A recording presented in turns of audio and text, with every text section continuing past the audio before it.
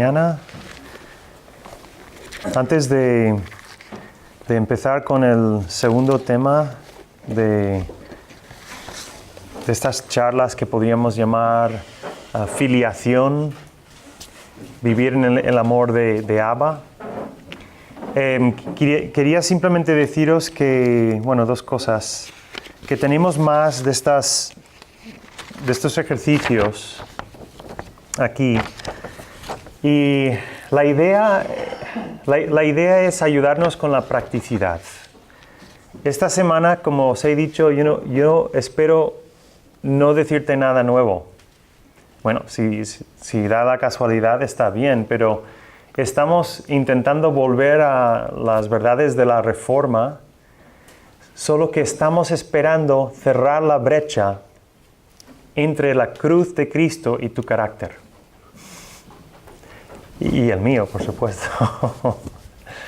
Eso es lo que pretendemos.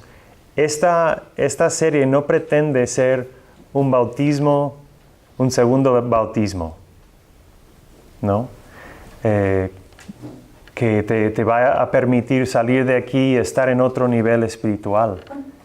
No, la idea es que estas charlas te ayuden a asimilar más profundamente la cruz de Cristo, la obra de Cristo, y que estas verdades se conviertan en música, pero también se conviertan en fuente de poder para que vivas en este precioso reino, el reino de nuestro Dios y del Señor Jesucristo, y experimentes plenitud de vida en ese reino. Que experimentes que de verdad fácil es el yugo de Cristo.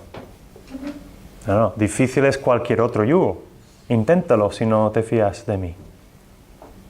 Si estás aquí y estás en un punto de pensar, me someto al yugo de Cristo, me hago seguidor de Cristo, no, escúchame bien porque lo he intentado. No, pesada es la carga, cualquier otra, que no sea la carga de Cristo. No, yo lo digo por experiencia. Pesada la carga del botellón. Esa carga sí que es pesada. Ese yugo sí que es difícil. Entonces, estamos aquí no solo para volver a escuchar doctrinas preciosas y salir de aquí con las pilas cargadas a fin de que de aquí a una semana todo se quede en un vago sentimiento espiritual, sino estamos intentando dibujar las líneas de guerra a fin de que puedas y podamos afrontar la vida diaria desde el poder que tiene el Evangelio. Y en ese sentido, si hay alguien aquí que... una de las ventajas de que he venido sin la mitad de mi familia es que tengo tiempo. Y por lo tanto, si hay alguien aquí que le gustaría hablar de estas cosas, si te gustaría hablar, por ejemplo, de maneras prácticas que quizás estás viviendo por debajo del poder del Evangelio, yo me dispongo. Sería un placer para mí. Yo no soy ningún experto, pero a veces escuchar de parte de otra persona donde quizás está la desconexión que se está produciendo en tu vida, la desconexión entre la cruz y tu carácter, a veces puede ser una gran ayuda para que empieces a vivir con el poder del Evangelio en ese frente de tu vida, ¿vale? Así que yo me dispongo y lo único que intentaré, yo no soy un gran y sabio consejero, lo único que intentaré en todo caso es decir, creo que no estás viviendo de acuerdo con el Evangelio en esta área. Plantéatelo, ¿vale? Así que, heme aquí. Bien, hoy vamos a hablar de la justicia pasiva. Quizás ese título no te transmite nada, pero espero que para el final de esta charla sí te transmita algo. Vamos a hablar de la justicia pasiva. Pero para empezar quiero haceros dos preguntas. diagnósticas. La primera pregunta es, cuando en esta mañana tú te imaginas el rostro del Dios omnipotente que te creó para su gloria, ¿cómo te imaginas cuando te imaginas el rostro de tu Dios volviéndose de los astros hacia ti? ¿Cómo te imaginas la expresión en su cara al pensar en tu vida? ¿Cómo te imaginas la expresión facial en Dios volviéndose su rostro hacia ti en esta mañana? Segunda pregunta, ¿qué crees que puedes hacer para cambiarle esa expresión facial? ¿Sí? ¿Cómo te imaginas la cara de Dios al pensar en ti? Estas preguntas se han hecho en muchos contextos y la respuesta más común a la primera pregunta es cara de gran decepción. Ay, esta hija mía no levanta cabeza. Ya verás tú que unos 3 días después del campamento estará igual. Alguien observa, todos solemos tener nuestra imagen por defecto de Dios. No es la imagen que describimos cuando otros nos preguntan en qué clase de Dios creemos, más bien nuestro pensamiento automático acerca de Dios cuando las cosas nos salen, cuando el mundo se nos viene abajo, cuando las circunstancias resultan de manera distinta de lo que deseábamos. En momentos así, honestamente creemos que Dios está con nosotros y que es por nosotros, o se nos viene a la mente un Dios enfadado, castigador o indiferente. Cuando te imaginas tú la cara de Dios, de tu Padre Celestial, al pensar en ti en esta mañana, ¿cómo te imaginas a Dios?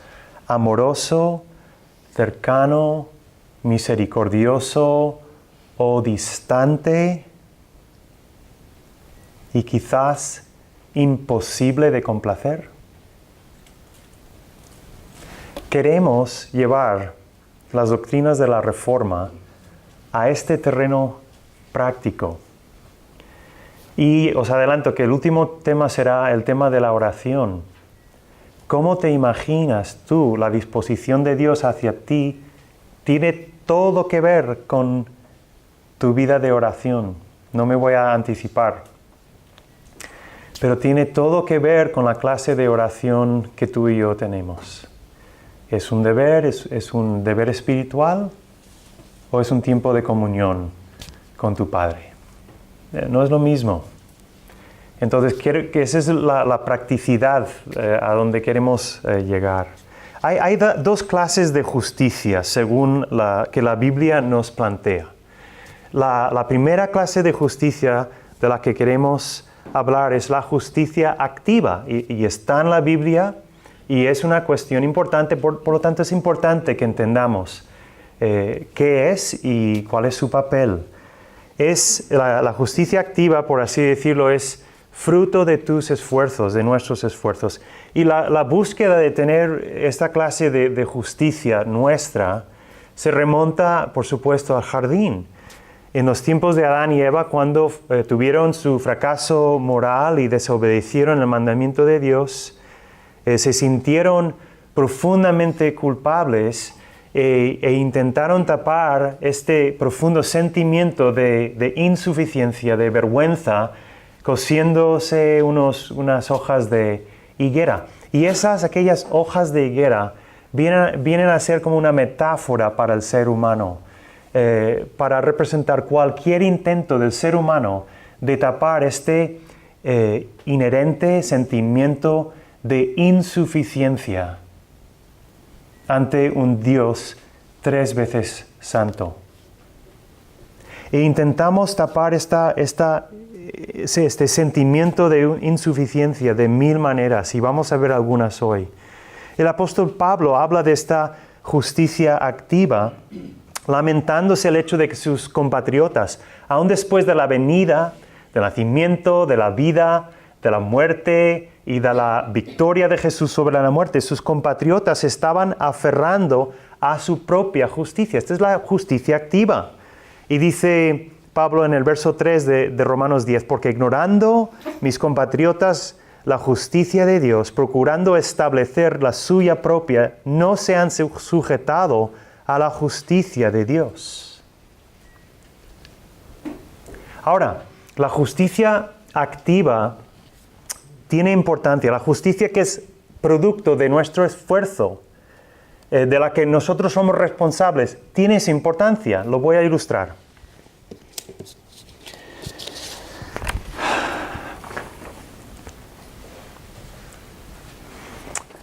Multa por circulación. Y me cae la cara de vergüenza, pero me cayeron 2 en un solo viaje en Roma. Y me nace un poco de rabia, sinceramente, porque yo fui el único conductor en su juicio cabal en toda esa ciudad. Y me cayeron 2 multas. Dice, circulaba por un carril reservado, yo creo que hacen trampa. No sé si hay algún italiano aquí, mis disculpas, pero circulaba por un carril reservado a otra categoría de vehículos, indicada por una señal fija reglamentaria. Ahora, imaginaos que yo abro la hoja de reclamación y digo, exención porque justificado en Cristo. No voy a pagar la multa porque yo he sido justificado en Cristo. Como que no.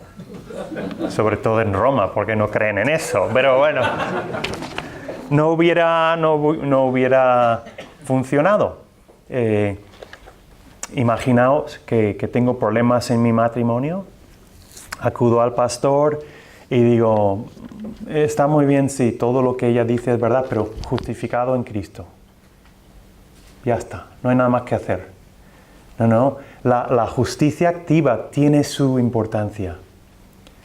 La responsabilidad de vivir de acuerdo con los mandamientos, como veremos a lo largo de esta semana, tiene su importancia. Pero lo que queremos decir en esta mañana es que la justicia activa, la justicia que es producto de tus esfuerzos y de los míos, nunca será suficientemente buena para darte paz con Dios. Nunca. Por mucho que te esfuerces, por mucho sudor y lágrimas, nunca te puede dar paz con Dios. Por eso la Biblia habla de una segunda clase de justicia, que es la justicia pasiva. Y la llamamos pasiva porque Martín Lutero así la llama en sus escritos a raíz de redescubrir el Evangelio de la Biblia. Habla de la justicia pasiva, y es aquella justicia que procede de Dios, una justicia que tú y yo solo podemos recibir mediante la fe. Acompañadme a Romanos 3:21. Quiero que veas esta justicia que Lutero llama pasiva. Romanos 3:21. Pero ahora, aparte de la ley, al margen de tu obediencia, al margen de tu desobediencia, aparte de la ley, se ha manifestado la justicia de Dios, testificada por la ley y los profetas, es decir, Dios ya lo venía profetizando desde Génesis 12. Abraham fue justificado por la fe, la justicia de Dios por medio de la fe en Jesucristo para todos los que creen en Él. Para todos los que creen en Él. Esta es la justicia pasiva.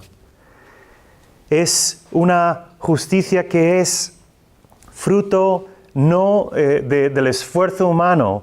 Es una justicia pasiva porque solo podemos recibirla por medio de la fe. La justicia pasiva solo se puede recibir como la tierra seca recibe la lluvia. La tierra seca no hace nada para empaparse de la lluvia.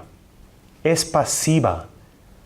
La lluvia viene y se empapa de la lluvia. De la misma manera, el cristiano se apropia de la justicia que procede de Dios por medio de la fe. Y solo la fe. Ahora, ¿qué tiene que ver esta justicia pasiva con la doctrina de la justificación por la fe? El Catecismo de Heidelberg dice: ¿cómo eres justo ante Dios? Solo por la verdadera fe en Jesucristo, de tal suerte que aunque mi conciencia me acuse de haber pecado gravemente contra todos los mandamientos de Dios, no habiendo guardado jamás ninguno de ellos de todo corazón, y estando siempre inclinado a todo mal sin merecimiento alguno, solo por su gracia Dios me imputa, me acredita, me da la perfecta satisfacción, justicia y santidad de Cristo, como si yo no hubiera tenido ni cometido ningún pecado, antes bien como si yo mismo hubiera cumplido aquella obediencia que Cristo cumplió por mí, con tal que yo abrace estas gracias y beneficios solamente por medio de la fe.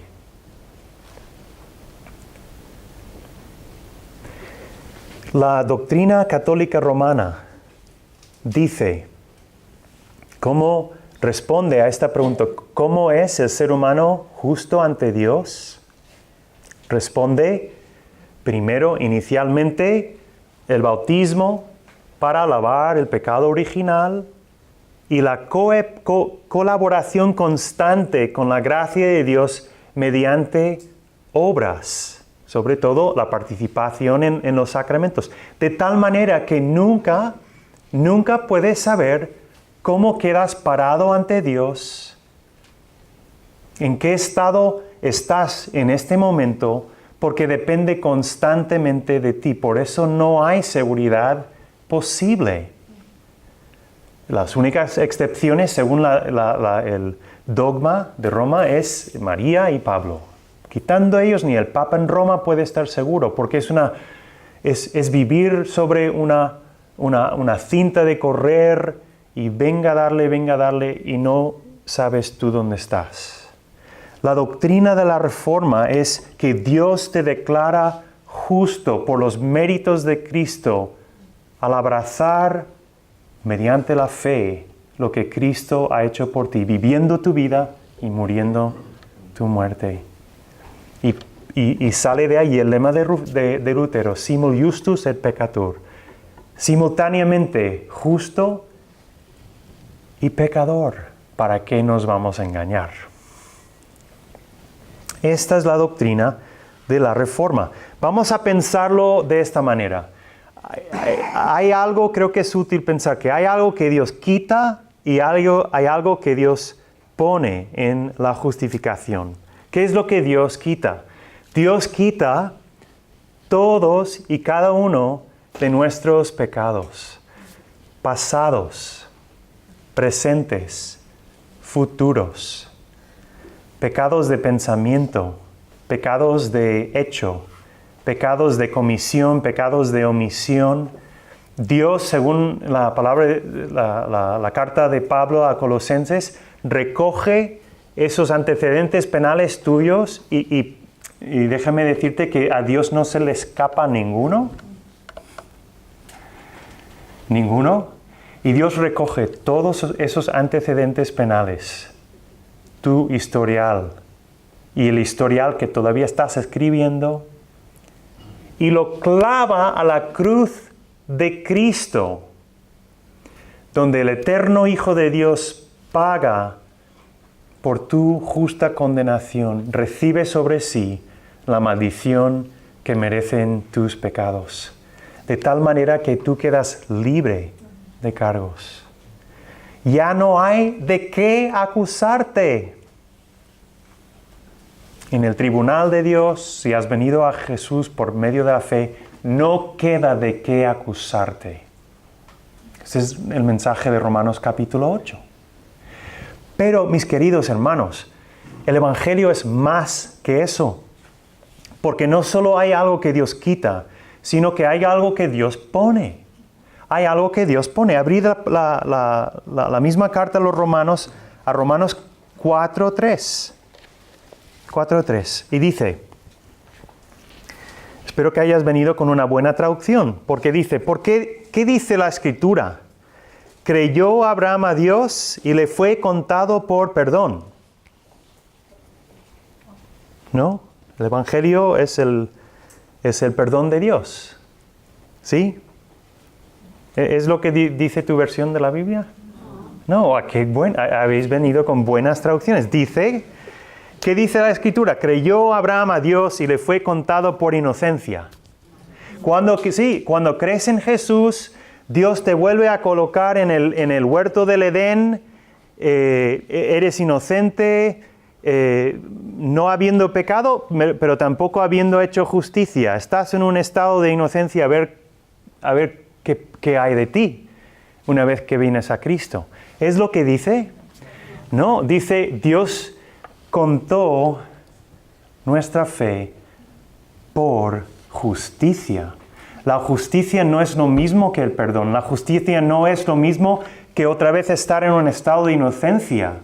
No, es lo que dice, lo que afirma el Catecismo de Heidelberg. Es como si no hubieras jamás cometido ningún pecado y como si hubieras cumplido perfectamente con cada una de las justas exigencias de Dios, porque Dios contempla tu vida tan profundamente escondida en Cristo que no hay de qué acusarte. Y además Dios te ve revestido de la perfecta obediencia hecha de todo corazón por parte del eterno Hijo de Dios que te sustituyó tanto en vida como en muerte. De esto estamos hablando en esta mañana. Dice Thomas Vincent, un puritano, tienes el manto de la justicia de Cristo, naciste desprovisto de justicia original y no pudiste fabricar justicia alguna para cubrir tu desnudez. Hicieras lo que hicieras, fueron trapos que no podían cubrirte, trapos sucios de inmundicia. Cristo te ha dado el manto de su perfecta justicia para adornarte y con él eres acepto, perfectamente justo ante los hijos de Dios. Y esta es la justicia que Lutero llama la justicia pasiva. Porque lo único que puedes hacer es recibirla por parte de Dios como la tierra seca recibe la lluvia. Ahora, vamos a llegar a la practicidad. Porque yo no he dicho nada nuevo. Esta es simplemente la doctrina de la justificación por medio de la fe. Pero quiero sugeriros en esta mañana que hay dos maneras en que solemos vivir muy por debajo del poder cotidiano de este Evangelio. En primer lugar, podemos vivir por debajo del Evangelio cuando pensamos que el Evangelio, cuando pensamos que el único beneficio, el beneficio casi exclusivo es el perdón de Dios. El perdón de Dios es un beneficio incomparable, no me malentiendas. Pero al estar unidos a Cristo mediante la fe, recibimos a Cristo y recibimos todos los beneficios que provienen de Cristo, el perdón de pecados, tu adopción como hija, hijo de Dios, la vida eterna, la promesa del Espíritu Santo, una herencia preciosa de la que nos habló Ulises. Todos estos beneficios son tuyos por medio del Evangelio, por medio de tu fe en Cristo, lo recibes todo. Pero a veces nos quedamos con un Evangelio muy, muy parcial, el Evangelio del perdón, ¿no? Y pensamos casi exclusivamente en términos del perdón y nos quedamos sin la gloria de Cristo y nos quedamos sin el poder del Evangelio. Permíteme ilustrarlo. Imagínate un día en el que todo te sale redondo. Pones tu despertador a las 6 Bueno, para algunos de vosotros es inimaginable. Las 7. Pero tú te despiertas a las 6:30, así tú solo, y te sientes descansado y piensas, voy a hacer el devocional de mi vida, y te empapas de la palabra de Dios, de las promesas de Dios. Tienes un tiempo precioso con el Señor, y como te has despertado temprano, vas a la cocina y preparas el desayuno para toda la familia. Recibes a tu esposa, a tu marido con una gran sonrisa. Cariño, mira, he preparado el desayuno para vosotros, ¿no? Disfrutas de tu familia, te vas al trabajo y así todo redondo. Puedes sentarte en el tren, lo cual es poco habitual, te vas al trabajo y eres la quinta esencia de la amabilidad. Y volviendo al trabajo, te sientas en el tren y alguien te ve la santidad o algo y se le da por preguntarte, oye, ¿tú eres cristiano? ¿Puedes explicarme qué implica, qué es la esencia de ser un cristiano? Quiero saberlo. ¿Sí? Ahora, imagínate otro día. Imagínate otro día muy distinto. Hay un apagón en el barrio, tu despertador no suena. Faltan pocas horas para coger tu tren, te levantas, vas a la cocina, está ahí toda la familia, pero tus adolescentes no te dejan ni un pobre pan para comer y te enfadas con todos. Qué incomprensivos que sois, ¿por qué no me has levantado, cariño? Das un portazo y te vas al tren y te sale todo al revés, todos te irritan. Eres la quinta esencia de la irritación en el trabajo. Pero volviendo a casa en el tren te pasa exactamente lo mismo. Y mi pregunta es, ¿en cuál de los dos días te crees con mayor derecho de pedir la ayuda del Espíritu Santo para explicar cuál es la esencia del cristianismo?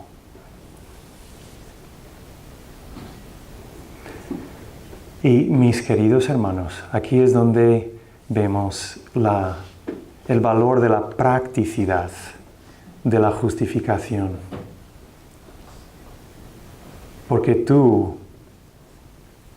Dios te ve, gracias a Cristo, libre de pecado. Porque tu vida está escondida y muy escondida en Cristo Jesús. Y no queda de qué acusarte. Y Dios te ve revestido de la justicia de Jesús.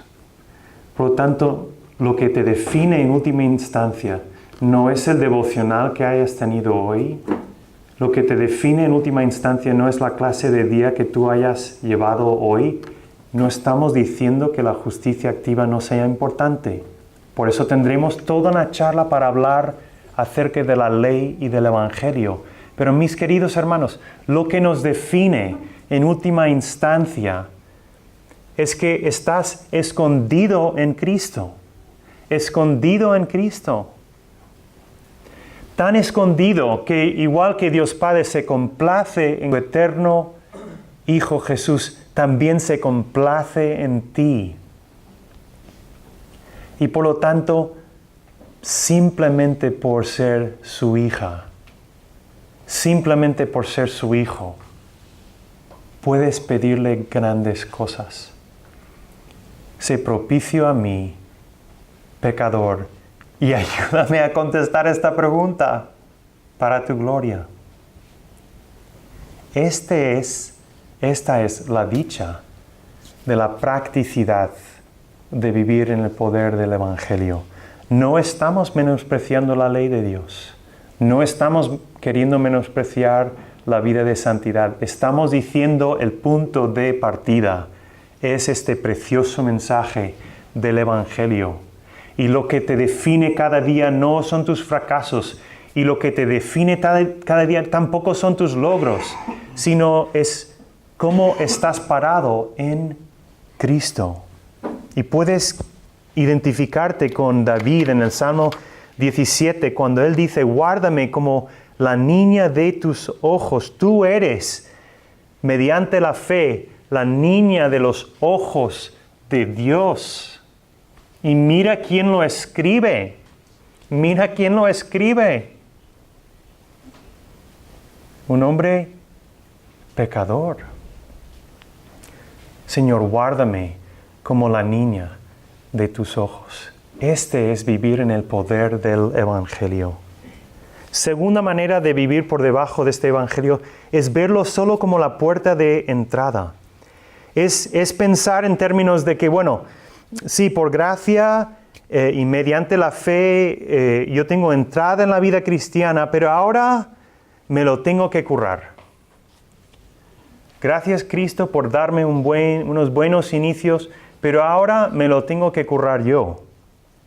No estamos diciendo que no hay esfuerzo en la vida cristiana, pero estamos diciendo que si tú crees que la santificación es obra tuya solo, se te va a hacer cuesta arriba, que depende solo de ti y que no es mediante la fe en el Evangelio, se te va a hacer cuesta arriba y te vas a desinflar como un globo petado.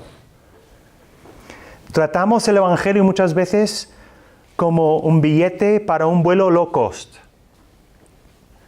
¿Hay alguien que ha cogido alguna vez un vuelo low cost? O sea, ¿verdad? Son útiles, pero te dan derecho a entrar en la cabina y poco más, ¿no? Un asiento designado aleatoriamente, pero como quieras toser, te clavan. ¿Sí? Y a veces tratamos así el Evangelio. Me da entrada a cabina, pero como quiero tener algún extra, la tengo que pagar yo. Me la tengo que currar yo. Mis queridos hermanos, el Evangelio no es solo la puerta de entrada a la vida cristiana. El Evangelio es para todo el recorrido cristiano. Como dije ayer, nunca vas a necesitar más que el Evangelio, solo más del Evangelio. Y si no te sientes seguro en Cristo, vas a tener tendencia a una de dos cosas. Una tendencia que podríamos llamar aparentar. Claro, si no acabas de asimilar todo lo que eres en Cristo, la tentación será siempre vivir una vida de apariencias, porque la verdad será demasiado dolorosa para ti si el Evangelio no cala hondo, y vivirás con una careta. Y qué mal produce en nuestras iglesias este tipo de cristianismo de caretas. Porque como no nos estamos empapando diariamente con lo que Dios declara acerca de ti, ven a ponernos caretas. Y llegamos a la iglesia, ¿cómo estás, hermano? Maravilloso. Cuando la realidad es que estás pasando por pruebas duras, pero no tienes confianza en el Evangelio, entonces lo escondes. ¿Te escondes? ¿Qué estás haciendo? Te estás escondiendo detrás de hojas de higuera. Porque es demasiado doloroso. Aprópiate de la verdad de la Reforma, simultáneamente justo y pecador. Hazte la idea, eres un pecador. Hazte la idea, los demás también lo son. ¿Dónde está el secreto? Pero simultáneamente Dios se deleita en ti por Cristo. Y por lo tanto las caretas no cumplen ninguna función, no nos ayudan. En segundo lugar, la otra tendencia será de vivir una vida cristiana, de cumplir, de pensar que la vida cristiana es una especie de cinta de correr. Y venga a subir cada mañana a esa cinta de correr y corre, a ver si por fin tienes ese buen día. Y por fin te puedes sentir en tu derecho de poder dar testimonio hoy, porque sí, he corrido bien. O de que Dios te dé la respuesta a tus oraciones porque he corrido bien. Pero al día siguiente, ¿qué? Y lo que hacemos muchas veces cuando pensamos, cuando no estamos seguros en la obra perfecta, completa de Cristo, es que nos hacemos especialistas en algún tipo de justicia que esté a nuestro alcance. Porque sabemos que cumplir con toda la ley de Dios, como que no. Entonces te haces especialista en algún aspecto de la ley. Yo no llego tarde nunca. Yo, esté de vacaciones o no, oro mediodía cada día. Nunca vas a ver un plato sucio en mi cocina antes de irme a dormir. Y nos hacemos especialistas en algún tipo, alguna clase de justicia, amparándonos en que al menos cumplimos con eso para sentirnos bien con Dios. Estas cosas están bien. Está bien orar media hora al día, pero no es tu carta de presentación ante tu Padre. No es la base de tu gozo, porque si lo es, ¿qué pasa? ¿Qué pasa aquel día que no llegas a tiempo? ¿Qué queda de tu justicia? Yo soy muy extraño, pero yo soy de las personas que creen, no sé qué pasa en vuestras poblaciones, pero yo soy de la clase de hombre que cree que los pasos cebra se han de respetar. Y me saca de quicio cuando voy a un lugar y no se respetan, cuando te juegas la vida cruzando por un paso cebra. Y me doy cuenta, porque ahora me he cambiado de población, que no es la ética de circulación es distinta en cada población. Hay poblaciones donde se respetan y poblaciones donde no. Pero yo me encuentre donde me encuentre, respeto los pasos cebra. No hay nada malo en eso. Pero encontrar mi aprobación delante de Dios por ese acto de justicia, ¿qué pasa? Que estoy con mi familia, ¿no? Y se acerca una persona hablando por el móvil, pero está un poco en plan así, ¿no? Y digo, no, esta persona no va a cruzar ahora. Y justo cruzo, paso por el paso, ¿no? Y pone un pie en el paso. Y digo, se ha venido abajo toda mi justicia. El único mandamiento que más o menos controlo bien. Y se me viene abajo el mundo. Y mi mujer me dice, oye, cariño, pues, ¿no? Pero a esos extremos llegamos cuando dejamos que todo nuestro entorno nos defina, menos la obra perfecta de Cristo. Para acabar, vamos a ver 2 cuestiones prácticas más. Si tengo que vivir fabricando mi propia justicia, siempre será un acto que infundirá pánico tratar seriamente con nuestros pecados. Y quizás estás aquí en esta mañana y estás lidiando con algo en tu vida y no tienes la confianza para compartirlo con nadie. Yo no estoy diciendo que todo se tenga que compartir con todos. Pero yo pregunto, ¿no será que el Evangelio tiene que calar más hondo?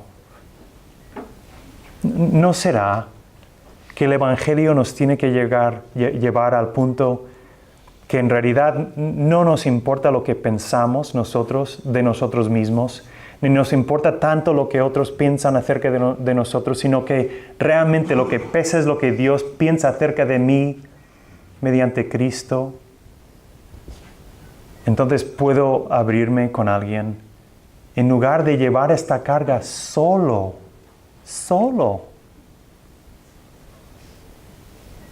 Como que no. Os voy a confesar otro pecado. Me da un poco de vergüenza, pero yo sé que tengo muchos pecados Muchos pecados. La avaricia, el rencor, pero la envidia. Pero yo pensaba hasta hace poco que la vanidad no. Vanidad o otras personas, pero yo no. Pero un día, de estos que, no sé, se te da por navegar en internet, vi un enlace. Personas, celebridades que acaban de cumplir 50 años. Y yo tengo 50 años.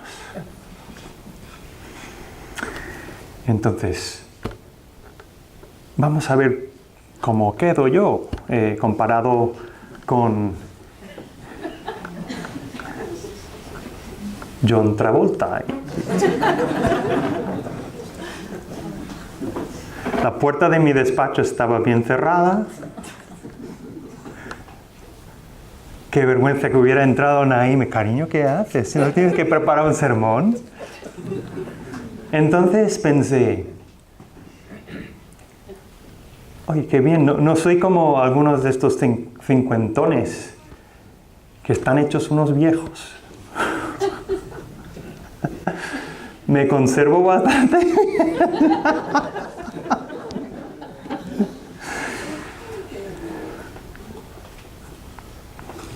No importa que me fallen los ojos y me veréis echando gotas, pero me conservo bien aparte de eso.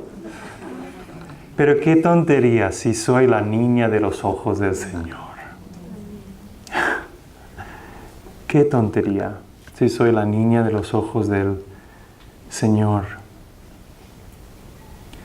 Y aunque eso es una tontería, el Evangelio bien asimilado nos permite hacer frente a nuestros pecados tal cual. Llamar una catedral, una catedral, y tratar nuestros pecados con la seriedad que merecen, sabiendo que hay un evangelio inmensamente robusto que recursos tiene para tratar ese pecado, perdonar ese pecado y restaurar la sanidad de Dios en mi interior. No tengo que tener temor al arrepentimiento. Otro de los temas que vamos a tratar. Vamos a dejarlo en este punto. Justicia activa, justicia pasiva. Ambas están en la Biblia, ambas juegan un papel, pero es la justicia pasiva la que te da